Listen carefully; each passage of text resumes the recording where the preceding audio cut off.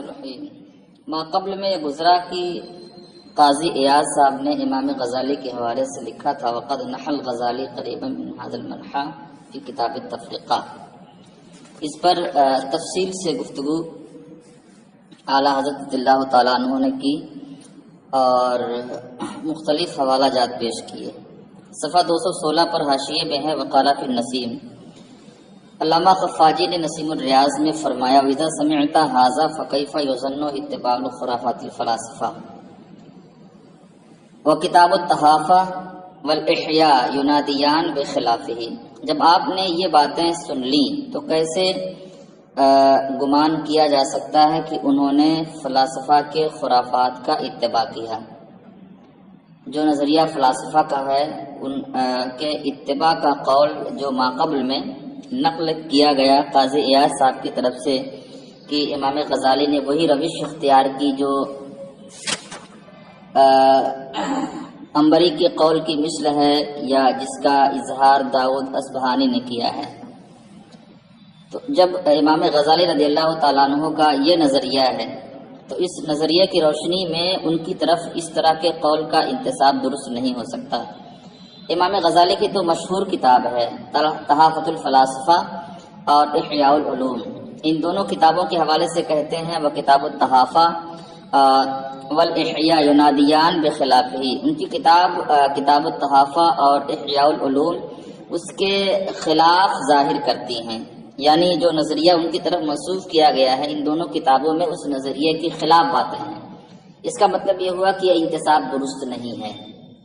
وقد رأى بعض المشائخ الغزالی بین یدی رسول اللہ صلی اللہ علیہ وسلم یشکو من شخص طعن فیہ فامر رسول اللہ صلی اللہ علیہ وسلم بضربہ بالسیاط فانتبہ وبہ اثر الضرب وعلمہ۔ فرماتے ہیں کہ بعض مشائخ نے خواب میں امام غزالی کو دیکھا کہ آپ آقا صلی اللہ علیہ وسلم کے حضور حاضر ہیں اور ایک ایسے شخص کی شکایت کر رہے ہیں جس نے آپ پر طعن کیا تھا، تو آقا صلی اللہ علیہ وسلم نے اس شخص کو کوڑے مارنے کا حکم دیا، اور جب وہ شخص بیدار ہوا تو اس پر مار کا اثر ظاہر تھا، اس پٹائی کا اثر ظاہر تھا۔ تو اس سے یہ سمجھ میں آتا ہے کہ امام غزالی رضی اللہ تعالیٰ عنہ کا مقام کیا ہے۔ جب وہ اتنا بلند رتبہ ہیں کہ خواب میں بھی اگر کسی کو ان کے حوالے سے طعن کی بنیاد پر یہ سزا مل رہی ہے تو اس سزا کا اثر اس کے بیدار ہونے کے بعد بھی اس کے جسم پر نظر آ رہا ہے، یہ ان کی مقبولیت ہے۔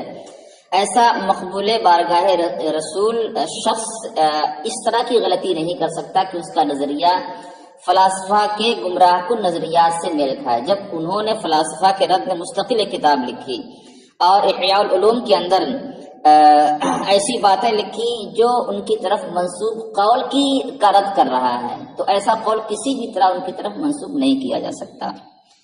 وَأَيْضًا مِنْ عَجَائِبِ قِصَصِهِ قُدِّسَ سِرُّهُ مَا فِي النَّسِيمِ أَيْضًا، اور ان کے عجیب و غریب بہت سے قصے نسیم الریاض کے اندر بھی ذکر کیے گئے ہیں۔ بعد نحو 3 کراویسہ، 3 کاپیوں کے بعد، اس میں سے ایک واقعہ یہاں ذکر کیا جا رہا ہے۔ امام عارف باللہ سیدنا ابو الحسن شاذلی رضی اللہ تعالیٰ عنہ جو سلسلہ عالیہ شاذیہ کے شیخ ہیں، ان سے مروی ہے انہ رحمہ اللہ تعالی و رحمنا بھی، کہ انہوں نے قال، اللہ ان پر رحم فرمائے اور ان کے صدقے میں ہم پر رحم فرمائے، انہوں نے کہا، کس نے کہا؟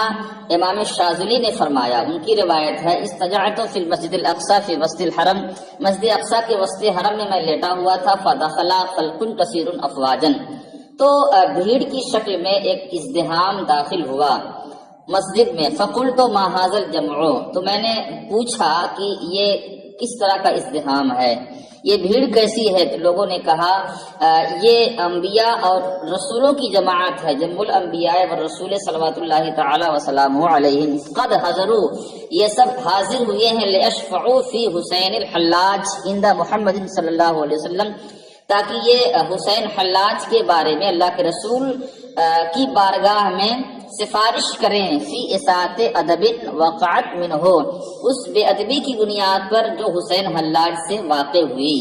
فنظرت الی التخت، پھر میں نے تخت کی طرف نگاہ کی، فاذا نبینا صلی اللہ علیہ وسلم جالس علیہ بانفرادہ، تو میں نے دیکھا کہ آقا صلی اللہ علیہ وسلم اس تخت پر تنہا تشریف فرما ہے، وجمیع الانبیاء صلوات اللہ علیہم علی الارض جالسون، اور تمام انبیاء علیہم السلام زمین پر تشریف فرما ہے، مثل ابراہیم و موسیٰ و عیسیٰ و نوح علیہ السلام، جیسے حضرت ابراہیم، حضرت موسیٰ، حضرت عیسیٰ، حضرت نوح علیہ السلام، یہ سارے انبیاء وہاں حاضر تھے۔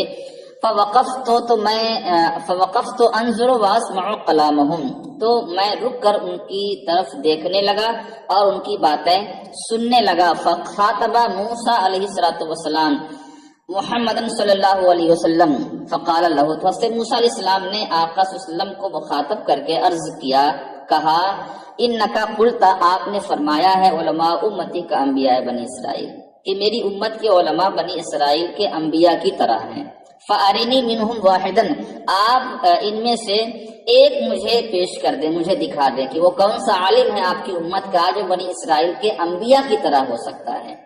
فقال صلی اللہ علیہ وسلم، تو آقا صلی اللہ علیہ وسلم نے فرمایا ھذا، یہ، واشار الی الغزالی، اور آقا نے امام غزالی کی طرف اشارہ کیا۔ فسألہ موسیٰ علیہ السلام سوالا، تو حضرت موسیٰ علیہ السلام نے امام غزالی سے ایک سوال پوچھا، فأجابہ بعشرۃ اجوبہ، تو حضرت امام غزالی نے اس کا 10 جواب دیا۔ ایک سوال پوچھا تھا اور امام غزالی نے اس کا 10 جواب دیا۔ فاعترض علیہ موسیٰ علیہ السلام، تو حضرت موسیٰ علیہ السلام نے ان پر اعتراض کیا، بأن السؤال ينبغي ان يطابق الجواب، سوال کے لیے مناسب یہ ہے کہ وہ جواب کے مطابق ہو، جب ایک سوال ہے تو جواب بھی ایک ہونا چاہیے۔ والسؤال واحد، اور سوال ایک ہے، والجواب 10، اور جواب 10۔ فقال له الغزالی، تو امام غزالی نے ان سے عرض کیا، سئلتا، آپ سے پوچھا گیا تھا، وما تلک بیمینک یا موسیٰ، قرآن مقدس میں اس کا ذکر ہے، اللہ نے آپ سے پوچھا تھا اے موسیٰ آپ کے داہنے ہاتھ میں کیا ہے؟ وکان الجواب ہے عصایا، جواب تو صرف ہے عصایا تھا، لیکن فعددت لہا صفات کثیرہ، آپ نے اس ڈنڈے کی بہت سے اوصاف شمار کرائے، آپ کو فقط یہی کہنا تھا ہے عصایا، یہ میرا ڈنڈا ہے، یہ میری لاٹھی ہے، لیکن وہاں آپ نے اس کی 10 صفتیں ذکر کی۔ تو ایسے آپ نے ایک سوال مجھ سے کیا ہے اور میں نے اس کا 10 جواب دیا ہے۔ تو یہ گویا کہ حضرت موسیٰ علیہ السلام کے سامنے اللہ کے رسول صلی اللہ علیہ وسلم نے امام غزالی کو پیش کیا کہ میری امت کا یہ عالم ایسا ہے جو بنی اسرائیل کے انبیاء کی طرح ہے۔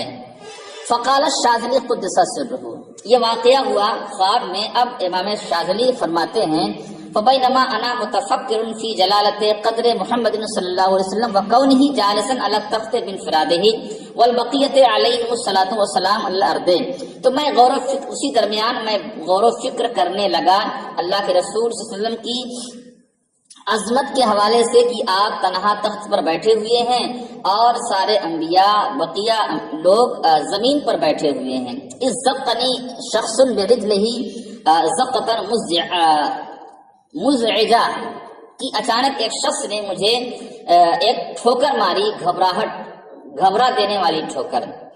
فانتبہت، تو میں بیدار ہوا، فاذا بقیم یشعل قنادیل الاقصی، تو اس وقت ایک نگہبان تھا مسجد اقصی کا، جو مسجد اقصی کی قندیل روشن کر رہا تھا، جلا رہا تھا۔ فقال، اس نے کہا تعجب نہ کریں، فإن الكل خلقوا من نورہ صلی اللہ علیہ وسلم، اس لیے کہ سب کچھ یہ سب لوگ یا سب کچھ اللہ کے رسول کے نور ہی سے پیدا کیے گئے ہیں۔ پھر وہ فرماتے ہیں فخررت مغشیہ، تو میں غشی کھا کر گر پڑا۔ فلما اقاموا الصلاۃ، جب لوگوں نے نماز قائم کی یا نماز قائم کرنے کا ارادہ انہوں نے کیا، تو افقت، مجھ پر افاقہ ہوا۔ وطلبت القیمان، اس وقت میں نے ڈھونڈا اس نگراں کو جو مسجد کا نگراں تھا۔ فلم اجدہ الی یوم ھذا، اس وقت سے آج تک میں نے اسے نہیں پایا۔ تو یہ واقعہ امام شاذلی کی روایت سے ذکر ہوا ہے۔ اب فرماتے ہیں وَإِنَّمَا ذَكَرْتُ ھذا، اعلیٰ حضرت فرماتے ہیں یہ واقعہ میں نے نصرتاً لہذا الامام حجت الاسلام رجاءً ان ینصرنی اللہ بجاہہ یوم لا ينفع مال ولا بنون، یہ واقعہ میں نے امام غزالی رضی اللہ تعالیٰ عنہ کی تائید میں ذکر کیا ہے، اس امید پر کہ اللہ تعالیٰ ان کے مرتبے کے صدقے میں، ان کی عظمت کے صدقے میں مجھے اس دن مدد عطا فرمائے جس دن نہ مال نفع دے گا اور نہ ہی بچے نہ ہی بیٹے۔ فرماتے الا من اتى اللہ بقلب سلیم، مگر اسے جسے اللہ تعالیٰ قلب سلیم سے نوازے، اور اللہ ہی ہمارے لیے کافی ہے اور بہترین کارساز ہے، اور ساری طاقت اور ساری گردشیں اسی کے حق میں ہیں۔ یہ اعلیٰ حضرت اللہ تعالیٰ عنہ نے یہاں آ کر اپنی وہ گفتگو ختم کی ہے۔ اس پوری گفتگو کا خلاصہ یہ ہے کہ قاضی ایاز صاحب نے امام غزالی کے حوالے سے بھی لکھا کہ انہوں نے اس مسئلے میں عنبری کے قول یا داؤد ظاہری یا فلاں یا ثمامہ معتزلی کے نظریات کا اتباع کیا ہے، یا اسی روش پر چلے ہیں، یہ انتساب سراسر غلط ہے، اور یہ ان کی کتابوں میں لکھے گئے مسائل کے بھی خلاف ہے جس کی صراحت انہوں نے کی ہے۔ اب متن کا حصہ ہے، چند سطریں ہیں۔ وَكُلُّ مَنْ فَارَقَ دِينَ الْمُسْلِمِينَ أَوْ وَقَفَ أَوْ شَكَّ قال القاضی ابو بکر لأن التوقیف والإجماع اتفقا على كفرهم، وہ شمار کرا رہے تھے ایسے وہ شخص کافر ہے جو مسلمانوں کے دین سے جدا کوئی دین اختیار کرے یا جدا کوئی راہ اختیار کرے، یا اس میں اسے توقف ہو یا اسے وہ شک کرے۔ تو قاضی ابو بکر فرماتے ہیں کہ وہ شخص کافر ہے۔ کافر کیوں ہے؟ لأن التوقیفہ، اس لیے کہ دلائل توقیفیہ جو قرآن و حدیث ہیں، اس لیے کہ توقیف اور اجماع یہ دونوں اس شخص کے ایسے لوگوں کے کفر پر متفق ہیں۔ کیا متفق ہیں؟ فمن وقفا فی ذالک، تو جس نے بھی مسلمانوں کے دین میں توقف کیا، توقف کا مطلب یہ ہوا کہ اس میں داخل ہونے سے وہ ٹھہر گیا، رہ گیا، فقط کذب النص والتوقیفات، اس نے نص کی بھی تکذیب کی اور توقیف کی بھی تکذیب کی، اور شک کافی ہے یا اس میں شک کیا، ٹھیک ہے، یعنی اس کی تکذیب کا مرتکب ہوا یا شک کا مرتکب ہوا۔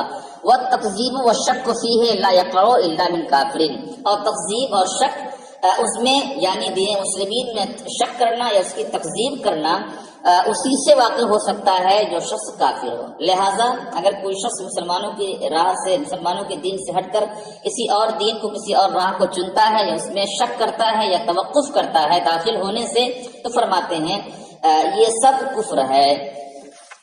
اب اس کے بعد معتقد کے مصنف فرماتے ہیں والخفاجی تکلم فی النسبۃ الغزالی، اور خفاجی نے امام غزالی کی طرف اس قول کی نسبت میں کلام کیا، وَنَقَلَ كَلَامَهُ مِنَ الْمُسْتَصْفَى، اور امام غزالی کی ایک دوسری کتاب المستصفیٰ ہے، اس سے امام غزالی کا ایک دوسرا کلام نقل کیا، اور اس کتاب کے اندر کیا لکھا ہوا ہے، وفی ہے اس کتاب میں ہے کیا، قولہ اے قول العنبری، قول العنبری کیا ہے، کل مجتہد فی العقلیات مصیب کالفروع، عنبری کا قول یہ ہے ہر مجتہد مسائل عقلیہ میں مصیب ہے جیسے فروع میں وہ مصیب ہے، جیسے فروع میں مصیب ہے ایسے ہر مجتہد عقلیات میں بھی مصیب ہے۔ امام غزالی فرماتے ہیں باطل، یہ قول عنبری کا باطل ہے۔ تو یہاں صاف صاف مستصفیٰ کے اندر امام غزالی نے عنبری کے اس قول کو باطل قرار دیا ہے۔ کیوں باطل قرار دیا ہے؟ اس لیے کہ حلت اور حرمت یہ سب مختلف ہوتے ہیں، عقائد کے برخلاف، عقائد ایک ہوتے ہیں، یعنی نظر و فکر کے استعمال کے اعتبار سے ایک مجتہد ہو سکتا ہے کسی چیز کے حلال ہونے کا وہ حکم سنائے اور دوسرا اس چیز کے حرام ہونے کا حکم سنائے، لیکن عقائد میں ایسا نہیں ہو سکتا۔ لہذا عقائد میں سارے مجتہد مصیب ہو جائیں ایسا نہیں ہے، ایک ہی مصیب ہوگا۔ وقد انکرہ اصحابہ، اور عنبری کے جو اصحاب تھے، ان اصحاب تھے یعنی اس کے ساتھیوں نے بھی اس کے اس قول کو ناپسند کیا۔ وقال، انہوں نے کہا انہ اقبح من مذہب الجاحظ، کہ یہ تو سراسر جاحظ کے مذہب سے برا نظریہ عنبری کا ہوا۔ تو خود عنبری کا قول اس کے اصحاب نے بھی کیا ہے، اور یہاں صاف صاف مستصفیٰ کے اندر اس عبارت میں امام غزالی نے عنبری کے اس قول کو باطل قرار دیا ہے۔ لہذا اس سے بھی یہ ثابت ہوتا ہے کہ امام غزالی کی طرف اس قول کا انتساب سراسر غلط ہے. الی آخری ما فصلہ وزیف بہ مذہب ہؤلاء، اور انہوں نے اس کے ذریعے سے بھی انہوں نے معتزلیوں کے نظریات کا فساد ظاہر کیا.